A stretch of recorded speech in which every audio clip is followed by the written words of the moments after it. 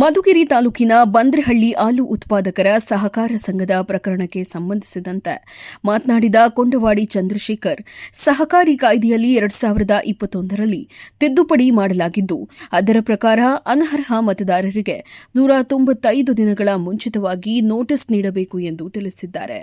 Notice ನೀಡಿದ ಬಳಿಕ 30ರಿಂದ 60 ದಿನಗಳ ಅವಧಿಯಲ್ಲಿ ಸಂಬಂಧಪಟ್ಟವರು ತಮ್ಮ ಅಹವಾಲುಗಳನ್ನು ಸಲ್ಲಿಸಲು ಅವಕಾಶ ಇರುತ್ತದೆ.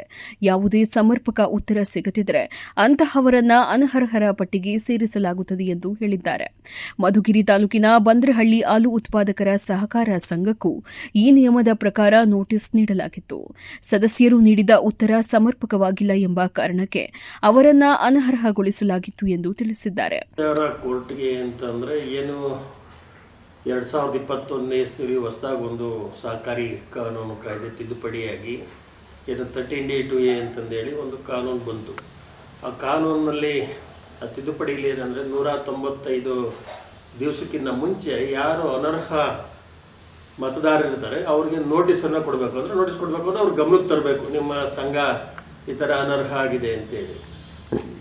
ಅದಕ್ಕೆ ಅವ್ರಿಗೆ 30ರಿಂದ 60 ದಿವಸ ಸಮಯ ಇರುತ್ತೆ. ಆ ಸಮಯ ಆದಮೇಲೆ ಅದರಲ್ಲಿ ಏನಾದ್ರು ಇದ್ದರೆ ಅವರು ಅಹವಾಲು ಸಲ್ಲಿಸ್ಬೋದು. ಇಲ್ಲ ಅಂತಂದ್ರೆ ಅವ್ರದ್ದು ಏನೂ ಇಲ್ಲ ಅಂತಂದರೆ ಅವರು ಅನರ್ಹದಲ್ಲಿ ಸೇರಿಸ್ತಾರೆ. ಅದೇ ರೀತಿ ಈ ಬಂದ್ರಹಳ್ಳಿ ಹಾಲು ಉತ್ಪಾದಕರ ಸಹಕಾರ ಸಂಘಕ್ಕೂ ಸಹ 13D2A ಪ್ರಕಾರ ನೋಟಿಸ್ ಕೊಟ್ಟಿದ್ರು.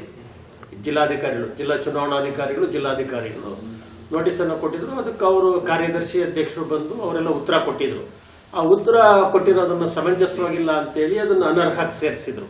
ಇನ್ನು ಮುಂದಿನ ದಿನಗಳಲ್ಲಿ ಅವಕಾಶ ಸಿಕ್ಕರೆ ವಿಧಾನಸಭೆ ಚುನಾವಣೆಯಲ್ಲಿ ಸ್ಪರ್ಧಿಸುವ ಆಸೆ ಇದೆ ಎಂದು ತಿಳಿಸಿದ್ದಾರೆ. ಮಧುಗಿರಿ ವಿಧಾನಸಭಾ ಕ್ಷೇತ್ರದ ಟಿಕೆಟ್ ಆಕಾಂಕ್ಷಿ ನಾನು. ಈ ಬಗ್ಗೆ ಈಗಾಗಲೇ ಹಲವಾರು ಬಾರಿ ಹೇಳಿದ್ದೇನೆ ಎಂದರು. ಜೆಡಿಎಸ್ ಪಕ್ಷದ ಹೈಕಮಾಂಡ್ ನಾಯಕರು ಅಂತಿಮ ತೀರ್ಮಾನ ತೆಗೆದುಕೊಳ್ಳಬೇಕು. ಈ ಬಗ್ಗೆ ಇನ್ನೂ ಯಾವುದೇ ಮಾತುಕತೆ ನಡೆದಿಲ್ಲ.